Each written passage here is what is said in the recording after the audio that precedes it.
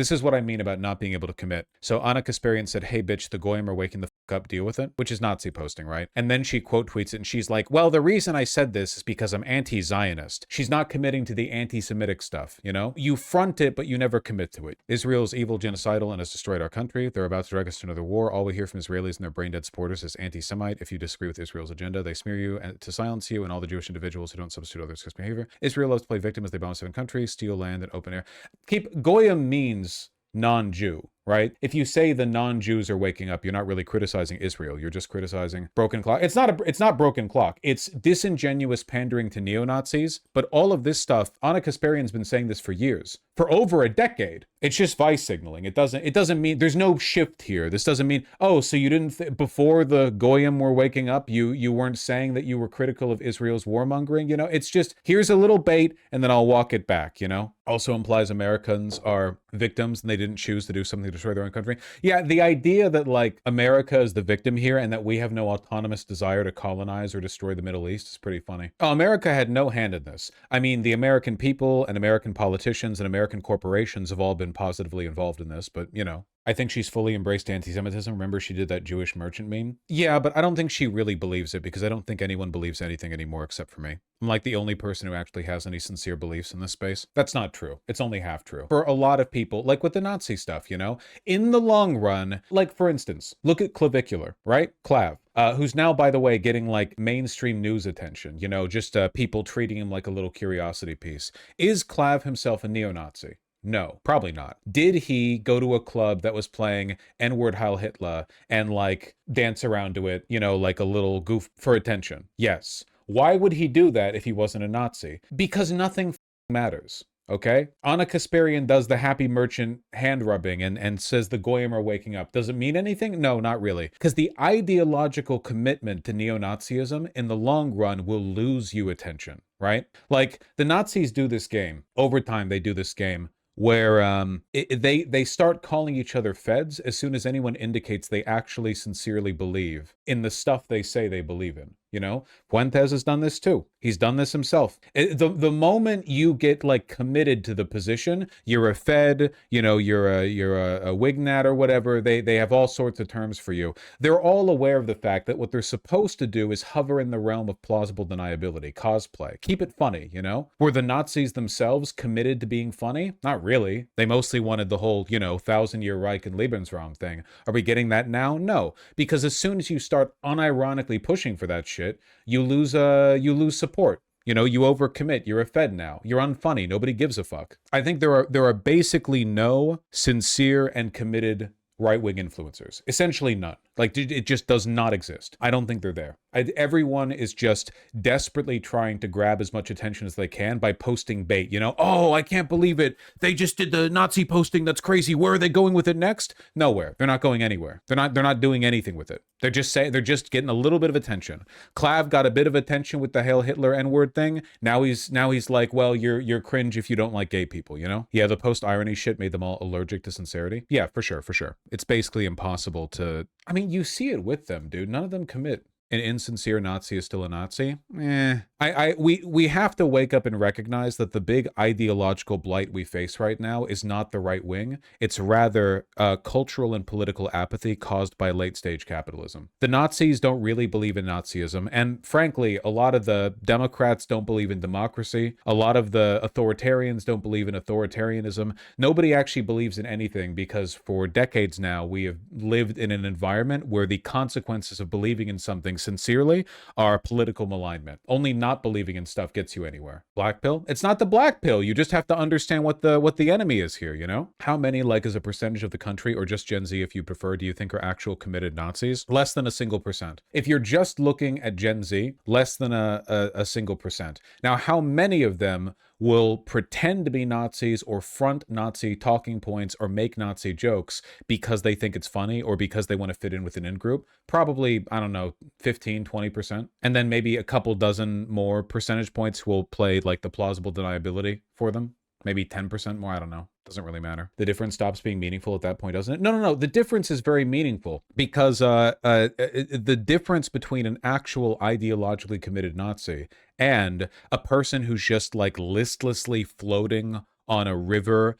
of inane internet meme culture. They don't believe or commit to anything. These are very different people psychologically.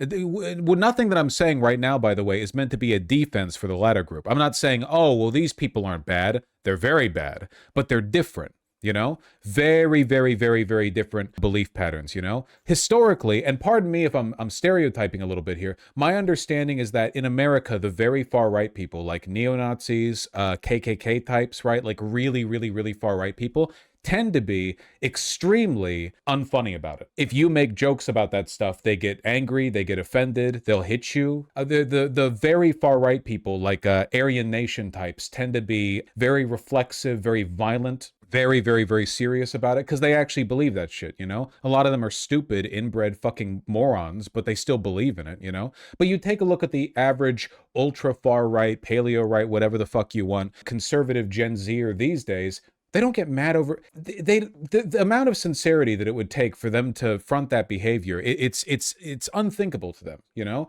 They're just floating on a god that a lot of these people, they're not even mad about Epstein. Epstein is, and I apologize for like overstating this or seemingly overstating this, but it's true. Epstein was literally a extremely powerful Jewish oligarch who raped lots of white children.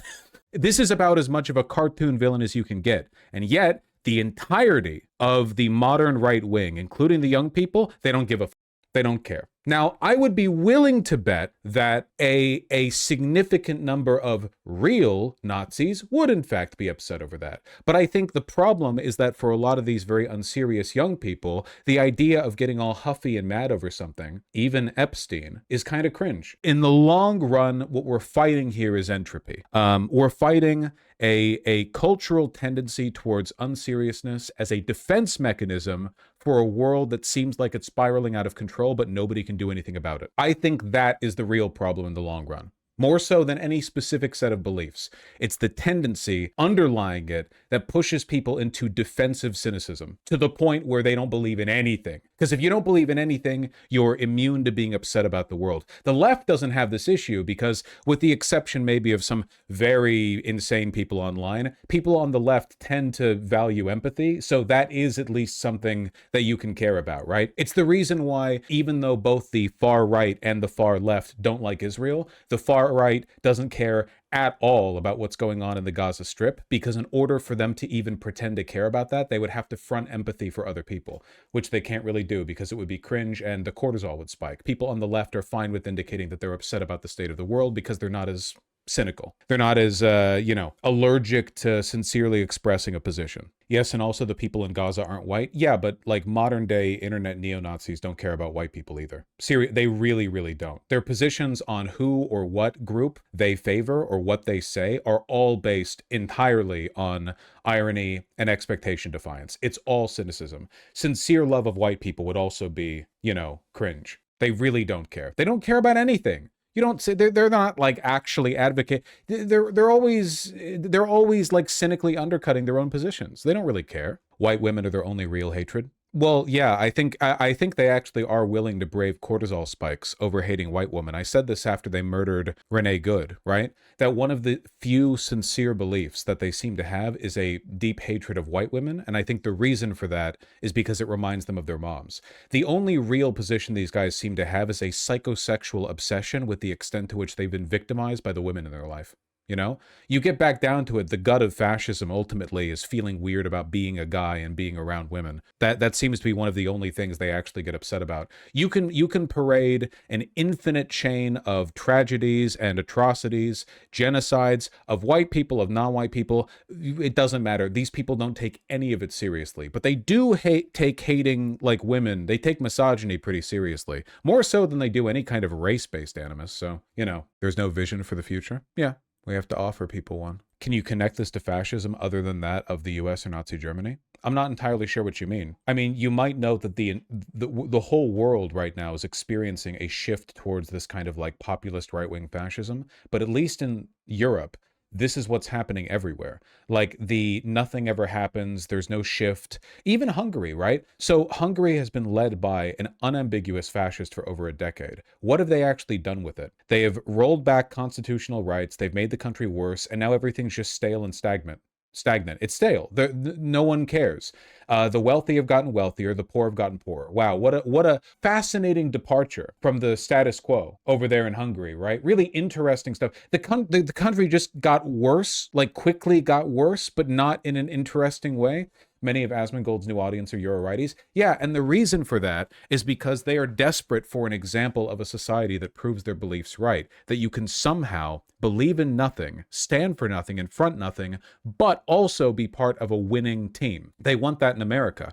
You know, much in the same way that a lot of people on the left, like sometimes they'll like sympathize with, or they'll try to lend themselves culturally to a victory from a left-wing party abroad. They're looking over here in America to see if the project will work. Can you make fascism work in America? And the answer so far is no. All we've gotten so far is a bunch of really embarrassing government mishaps in an attempt to steal the next election. Nothing in America fundamentally has changed. There's not a single underlying material force that has shifted, not with regard to housing prices, economics, job availability, and to the extent that they have shifted, they shifted negatively. Yeah, all you get is shittier capitalism, but the neolibs were already doing capitalism just better than they can. This environment is what makes these people the way they are. Most of these Gen Z fascist types have grown up in a world where everyone knows things are slowly getting worse, especially if you're young. All of these lines trend downward, and it seems like nothing changes and nothing ever happens. People make big promises, and then they can never fulfill them. And what's more, you're doing this in an environment where you're exposed to nonstop online radicalization and a dimming of the social fabric, right?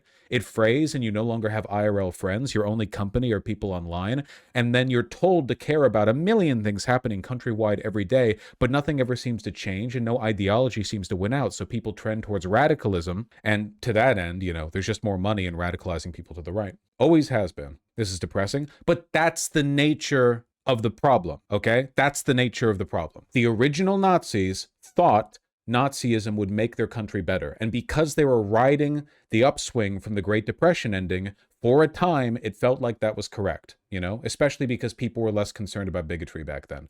People were just in general less sympathetic than they are now, for a variety of reasons, cell phone cameras, whatever you prefer.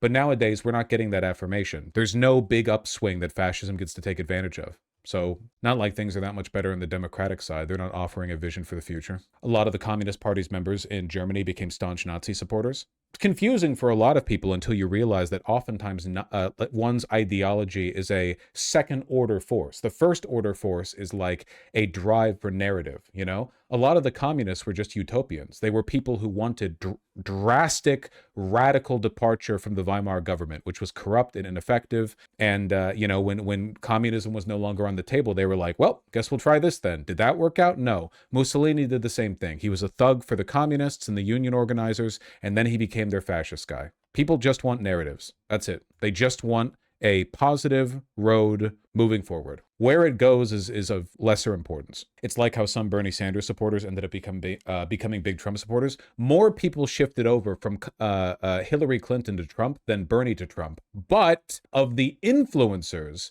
a lot of people who were very pro-Bernie Sanders did shift over to Trump. Yeah, there were a lot of people who liked Bernie who ended up being pro-Trump, even like Joe Rogan, And I think that's because that like low IQ sloppyism tends to most affect people in my position because we're just trying to hoard engagement rather than like genuinely front our views. I did not come up with sloppyism, if only.